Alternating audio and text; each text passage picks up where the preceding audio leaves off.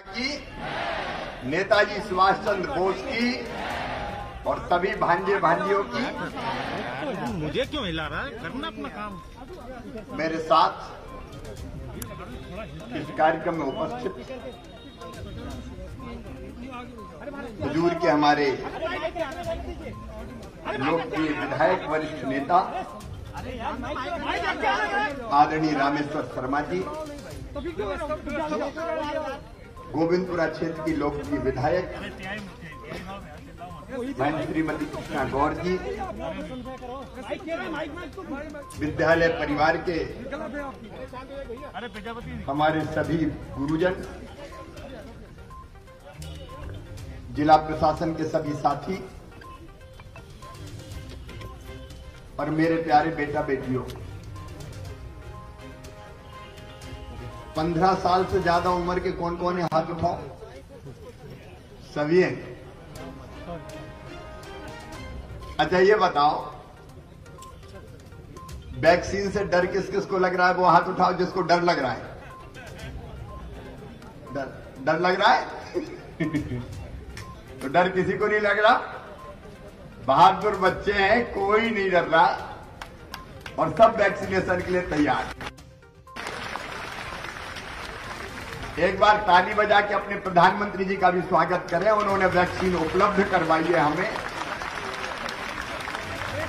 हमारे वैज्ञानिकों का भी स्वागत करें। भारत ने रिकॉर्ड समय में कोविड की वैक्सीन बनाई है।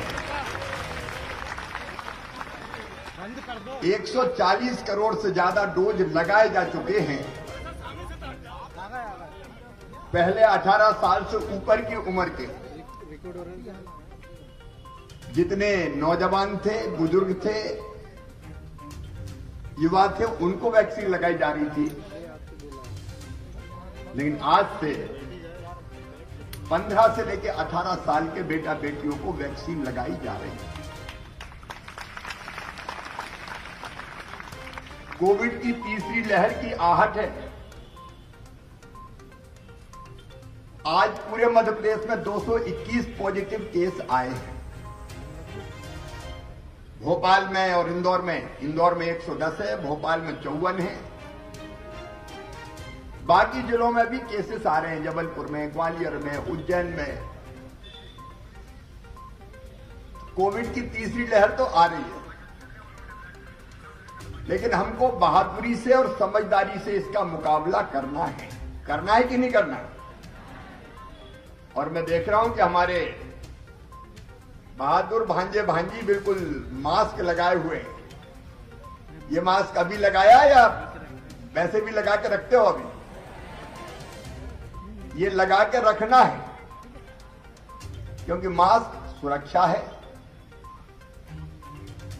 और मैं नहीं, दुनिया के सारे साइंटिस्ट, डॉक्टर्स, विशेषज्ञ ये कहते हैं कि ठीक ढंग से अगर मास्क लगा के रखें तो 90% तक कोविड के वायरस से हम अपना बचाव कर सकते हैं। तो लड़ना तो है, आ तो रहा है। डरना नहीं है, लड़ना है। लेकिन संयम से, होश न खोते हुए, अनावश्यक भीड़ से बचेंगे। कोविड एप्रोप्रिएट बिहेवियर का पालन करेंगे। जब एक बात मेरे मन में है कि हम आर्थिक गतिविधियां ना रोकें, क्योंकि उससे रोजी रोटी, बिजनेस, व्यापार सब ठप हो जाता है। और एक, मेरे बच्चों की पढ़ाई भी ना रुके। पढ़ाई चलनी चाहिए ना, क्योंकि 2 साल हमने ऑनलाइन पढ़ाई में भी हमने कोशिश की, लेकिन ऑनलाइन और स्कूल में आके पढ़ने में अंतर होता है कि नहीं होता? और इसलिए कोशिश ये है कि स्कूल भी खुले रहें, बाजार भी खुले रहें, आर्थिक गतिविधियां चलती रहे, लेकिन कोरोना की लहर का मुकाबला करके उसको भी हम हरा दें, पराजित कर दें। तो लड़ने के लिए सब तैयार हैं। लेकिन लड़ने के लिए सुरक्षा चक्र चाहिए। और कोरोना से सबसे बड़ी सुरक्षा क्या है? जोर से बताओ ना, क्या है? वैक्सीन। और इसलिए मैं केवल सुभाष उच्चतर माध्यमिक विद्यालय के बेटे बेटियों से नहीं, यहां से बोल के मैं पूरे प्रदेश के बेटा बेटियों को ये निवेदन करना चाहता हूं, अपील करना चाहता हूं। मेरे प्रिय बच्चों, वैक्सीनेशन शुरू हो गया। 8,667 वैक्सीनेशन सेंटर बनाए। वैक्सीन हमारे पास उपलब्ध है। और ये सभी बेटे बेटियों से मेरी अपील है कि वैक्सीन जरूर लगवा लेना। ये वैक्सीन सुरक्षा है हमारी। सारे विशेषज्ञ बताते हैं कि वैक्सीन लगने के बाद जिनको दोनों डोज लग गए, एक अभी लगा है, दूसरा लगवाना है 28 दिन के बाद। 28 दिन के बाद ही लगना है ना दूसरा। तो पहला डोज अभी, और जिसको जिस दिन पहला डोज लगे उसके 28 दिन के बाद दूसरा डोज लगवाना है। अभी दुनिया भर में ओमिक्रॉन वेरिएंट फैल रहा है, केस आ रहे हैं, लेकिन यह भी सच है कि वो जिनको संक्रमण होता है वो उतना गंभीर नहीं होता जितना दूसरी लहर में हो रहा था, क्योंकि उनने वैक्सीन लगवाई है। अभी अस्पताल में भर्ती होने वालों की संख्या बहुत कम है, क्योंकि वैक्सीन की सुरक्षा अपने पास है। वैक्सीन हमारे शरीर में प्रतिरोधक क्षमता पैदा करता है, और जब हमारी प्रतिरोधक क्षमता बढ़ती है तो हम वायरस का मुकाबला कर लेते हैं, हमारा शरीर मुकाबला कर लेता है। इसलिए होता तो है संक्रमण, लेकिन उसके कारण हम गंभीर होने से बच जाते हैं। कई को होता भी नहीं, और हुआ तो अभी ऐसा होता है कि हॉस्पिटलाइजेशन की जरूरत नहीं पड़ती। और इसलिए प्रधानमंत्री जी ने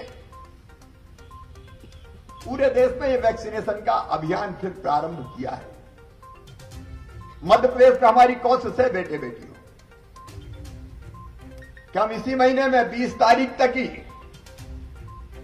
अपने 15 से लेकर 18 साल के बेटा बेटियों को वैक्सीन लगा के उनकी जिंदगी को सुरक्षित बना दें, उनको सुरक्षा चक्र दे दें।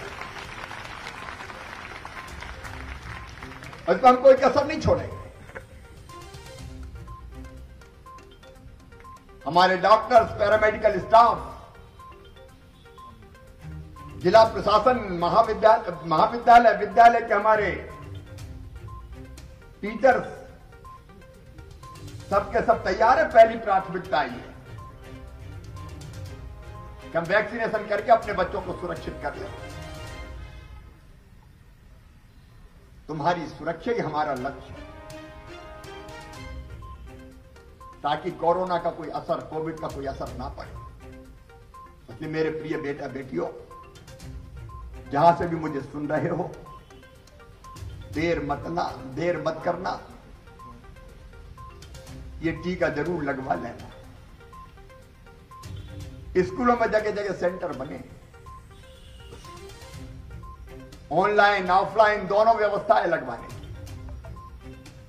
और जो बेटे बेटी खुद लगवा रहे हैं उनकी ड्यूटी है कि अगर किसी ने नहीं लगवाया हो तो उनको भी वो प्रेरित करें, उनको भी लगवाएं। वैसे अपने यहाँ जो वैक्सीनेशन है, प्रथम डोज 18 से ऊपर की उम्र वालों, वो लगभग 95% लोगों को लग चुका है, 95%। और सेकेंड डोज में भी मध्य प्रदेश हिंदुस्तान में नंबर 1 के स्थान पे है। हम लगभग 92% लोगों को लगा चुके। और ये एक काम मैं आपको बता रहा हूं, आपको सौंप रहा हूं, भांजे भांजियों को सौंप दूं। बताऊं, अगर ये पता चले कि किसी ने वैक्सीन अपने घर में, मोहल्ले में, आसपास नहीं लगवाई, तो उससे जरूर ये कहना कि वैक्सीन लगवाना जरूरी है, प्रेरित करना ताकि वो वैक्सीन लगवा ले। बिना वैक्सीन के कोई ना रहे, सबको ये सुरक्षा चक्र मिल जाए। एक अपील करना वैक्सीन लगवाने की, खुद भी लगाएंगे, कोई रह गया हो तो उसको भी लगवाएंगे। और विशेषकर ग्राम पंचायतों में जो मुझे सुन रहे हैं, क्राइसिस मैनेजमेंट कमेटी के हमारे साथी, मेरे बेटा बेटी बुजुर्ग अगर कोई रह गए हो तो कृपया करके ये वैक्सीन जरूर लगवा लेना, ये जरूरी है। और दूसरी चीज मैंने कहा है कि हम बाकी गतिविधियां भी नहीं रोक रहे, भगवान करे रोकना भी ना पड़े, कॉलेज स्कूल चलते रहे, लेकिन जरूरी है कि मास्क की सुरक्षा हमारे साथ रहे, मास्क जरूर लगाए रखें। और इसलिए मैं अपील हाथ जोड़ के करना चाहता हूं कि कृपया करके मास्क लगाना अपने जीवन की आदत बना लें जब तक ये वायरस है। ये वैक्सीन और मास्क दो चीज लगी, मास्क तो लगा रहेगा, वैक्सीन तो एक क्षण में लग जाती है, तो हम बहुत कुछ सुरक्षित होंगे, क्योंकि हम अपने देश को, अपने प्रदेश को, अपने बेटे बेटियों को, अपने भाई बहनों को कष्ट और संकट में नहीं देखना चाहते। और वेंटिलेटर के बजाय मास्क लगाना ज्यादा अच्छा है, इसलिए मास्क को स्वीकार कीजिए। अनावश्यक भीड़ ना हो, ये कोशिश जरूर करेंगे।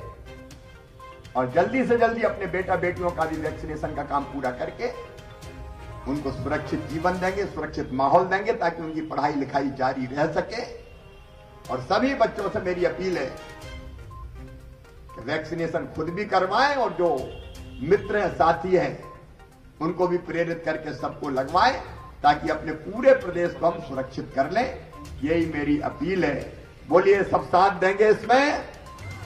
तो बोलिए, भारत माता की, भारत माता की। बहुत बहुत धन्यवाद। लेट दे रहा हूं, लेकिन नए साल की सबको बहुत बहुत शुभकामनाएं।